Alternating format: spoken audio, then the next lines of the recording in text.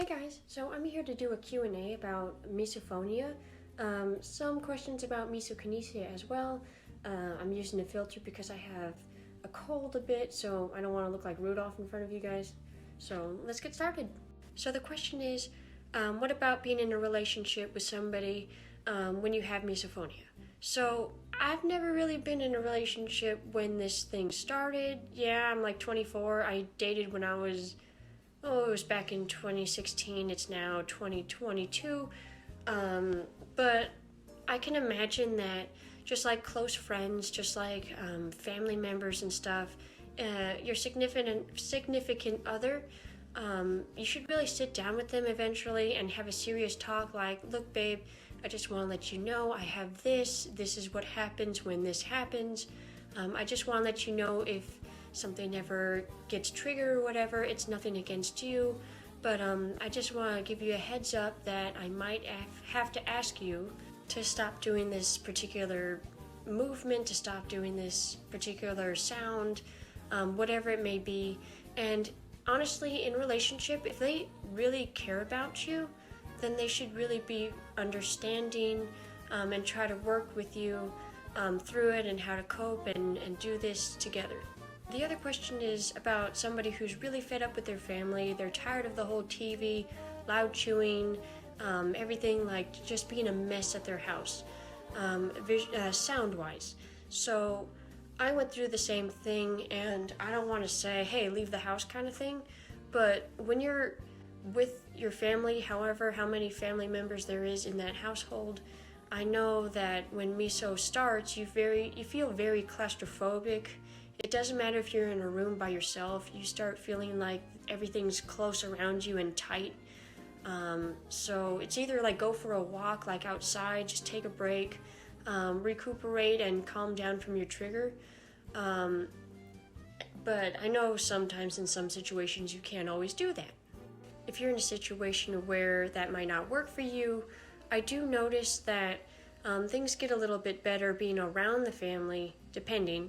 I have Bose headphones, noise canceling headphones. I have like the 35 or the 45 or something like that.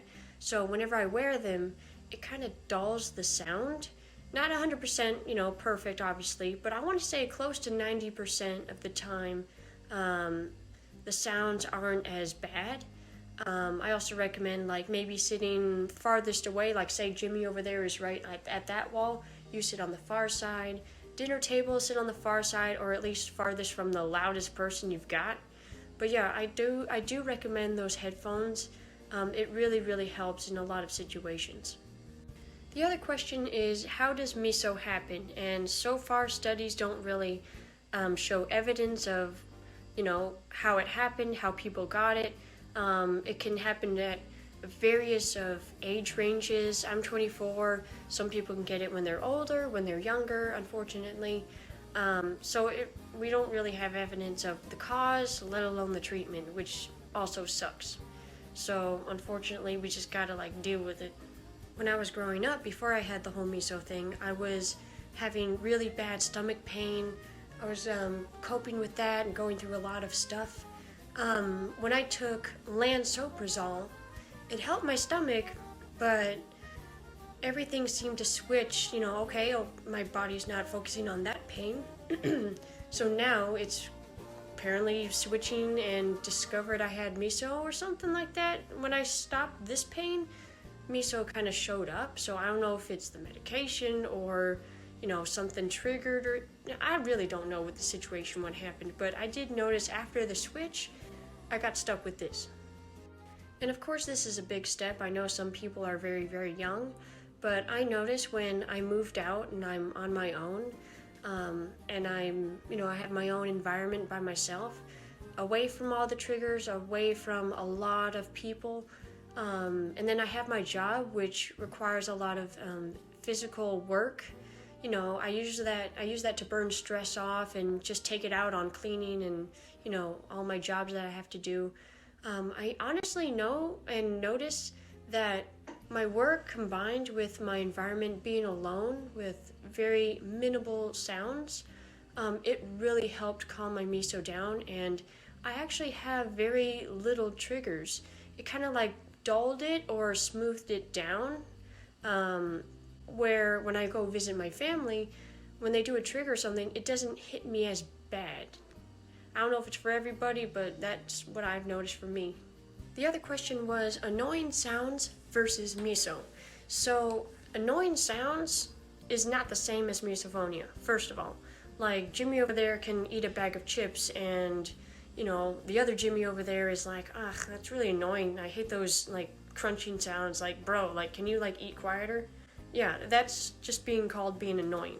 Miso is when they hear Jimmy over there crunching on chips, is when they suddenly get triggered by a fight or flight response where they start having a panic attack, where they start feeling disgusted, they want to rip their, ears out or something, they cover their ears kind of thing. They want to run away, get as far away as possible or pretty much kill Jimmy. So it really depends on the reaction. So the other question is it on everywhere? And unfortunately, at least for me, it is. It is on all the time, no matter where I am, even when I'm alone in my own house. I can hear like almost everything, like the fridge, the fan, birds outside, whatever. But the good part is misophonia is selective of sound. So I can be perfectly fine with, say, birds chirping, that's not going to trigger me. My fridge going, making that weird noise or whatever, that's not going to trigger me. But say my vent didn't get cleaned or whatever and it's making a weird noise, that could trigger me. Or some dog barking down the street I can hear. It really depends on the sound.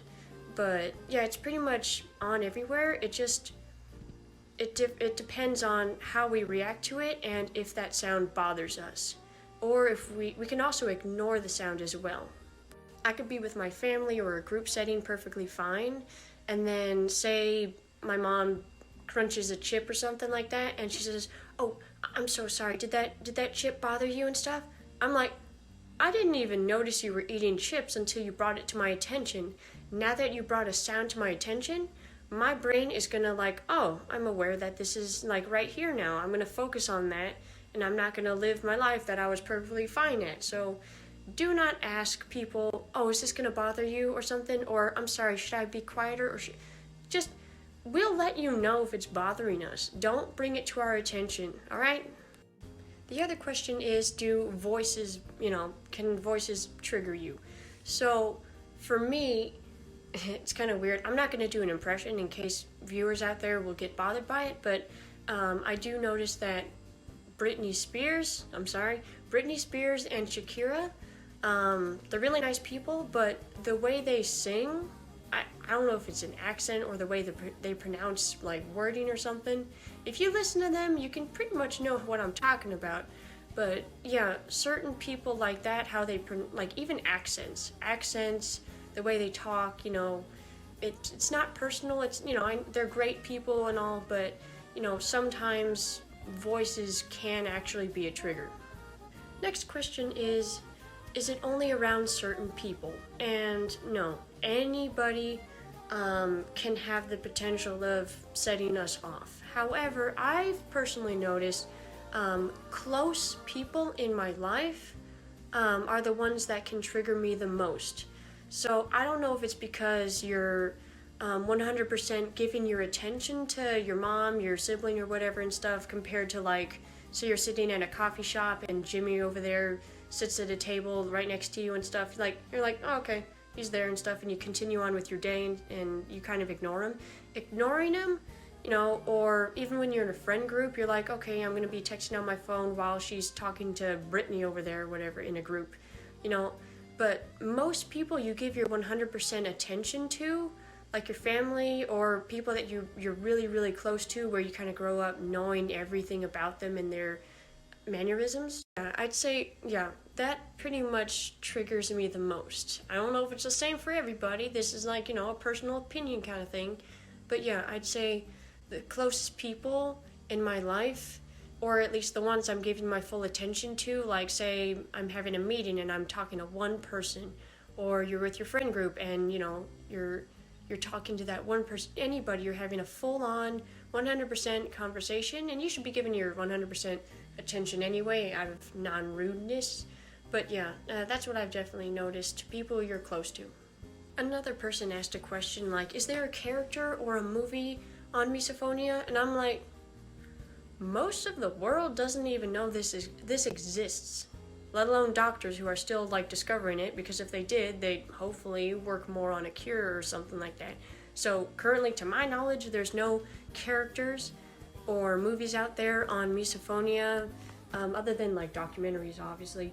But I mean, actors might, but it's not like they make that clear, because it's a very, I'd say, personal thing. You don't really want to make that public, because then interviewers will be like asking more questions, possibly testing your, you know, vulnerability or something like that. I don't know, but to my knowledge, no, I haven't found anything, and I don't really want to, because if you're watching a movie about misophonia or a character that has that, they're gonna show a scene with a bunch of annoying sounds. I don't really want that. Other question is, can you handle anger management with misophonia? First of all, anger management, I'd say, is drastically different, because whatever reason you're angry and stuff, yeah, that's an entirely different reason, and you can, you know, go to places and take anger management classes, good for you kind of thing. However, with misophonia, it's not really anger, it's a fight or flight response. Fight response is involuntary. It doesn't matter how many stress balls you give the person or, oh, take deep breaths kind of thing. No, when we're in our zone of fight or flight, there ain't no stopping that shit. You know, you better stay clear, you better not mess with us kind of thing. We have to get through our reactions and our triggers the way we see fit, in a way of how it, you know, stops the entire miso process. It's not just anger, it's a little bit more than that. So another question was, can letters actually be a trigger? And yes, it can. My personal one starts with that species name, letter kind of thing. But yeah, it definitely is a thing, unfortunately. And talking, you can't control the letters unless you you don't want to talk to people, and that doesn't sound like a bad idea. But yeah, unfortunately, it is a thing. You know, say, well, I don't want to mention any letters and stuff, but yeah, it definitely is a thing. You kind of get the point. It's unstoppable kind of thing. It is a trigger, and it's one of the most top and annoying triggers there is. Well, I really hope this helped. If you guys have any questions more about misophonia, misokinesia, echokinesis, I'm going to put all those topics in the videos that I've made so far down below. Go ahead and comment down below any questions. If you have, miso or any of the above, if you know somebody who does, or if you're just, questions in general, like, I'll do my best to answer them, make another video. Please subscribe or check in to see if I publish it, or, well, most likely. So hopefully I really helped somebody out there.